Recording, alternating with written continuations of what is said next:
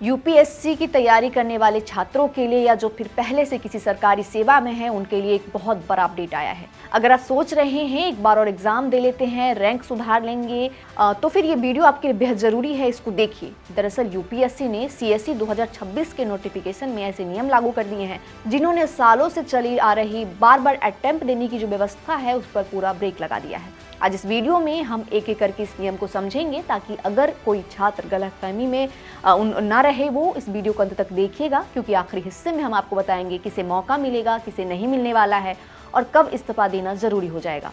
सबसे पहले बात करते हैं आईएएस और आईएफएस अधिकारियों की। यूपीएससी का जो नियम है नया वो बिल्कुल साफ है। अगर कोई उम्मीदवार पहले ही किसी परीक्षा से आईएएस या आईएफएस में नियुक्त हो चुका है और अब भी उस सेवा में कार्यरत है तो वह सीएसई 2026 में बैठ ही नहीं सकता। अब इसे हम 3 कंडीशन में समझते हैं। कंडीशन नंबर 1, अगर आप प्रीलिम्स 2026 आपने दिया है लेकिन मेंस से पहले आपकी आईएएस या आईपीएस में नियुक्ति हो गई है तो आप मेंस नहीं दे पाएंगे। कंडीशन नंबर 2, अगर आपने मेंस लिख दिया लेकिन फाइनल रिजल्ट से पहले आईएएस या आईएफएस में आपने ज्वाइन कर लिया है तो आपको सीएसई 2026 के तहत कोई नई सर्विस नहीं मिलेगी। कंडीशन नंबर 3, अगर आप पहले से ही सर्विंग आईएएस या आईएफएस ऑफिसर हैं तो आप सीएसई 2026 के लिए पूरी तरह अयोग्य हैं जब तक कि आप इस्तीफा ना दे दें। मतलब साफ है, आईएएस और आईएफएस दोबारा कोशिश करने का जो उनका दरवाजा है वो लगभग बंद हो चुका है। अब बात करते हैं आईपीएस अधिकारियों की। यहाँ पर नियम थोड़ा अलग है। अगर कोई उम्मीदवार पहले ही आईपीएस में चयनित या नियुक्त हो चुका है तो वह सीएसई 2026 के जरिए दोबारा आईपीएस नहीं चुन सकता।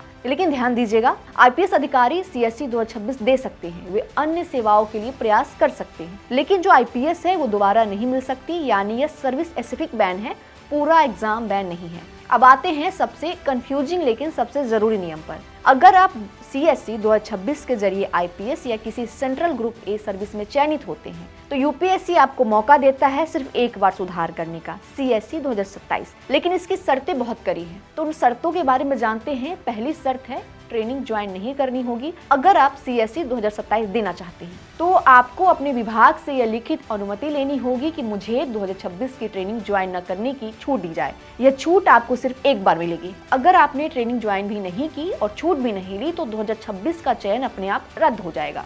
शर्त नंबर 2, 2027 में फिर चयन हुआ तो अब मान लीजिए आपने 2026 में चयन ले लिया है, 2027 में फिर से एग्जाम दिया और 2027 में भी आपका सिलेक्शन हो गया। अब आपको दोनों में से सिर्फ एक सेवा चुननी होगी। जो सेवा आप चुनेंगे वही बचेगी, दूसरी सेवा अपने आप स्वतः रद्द हो जाएगी।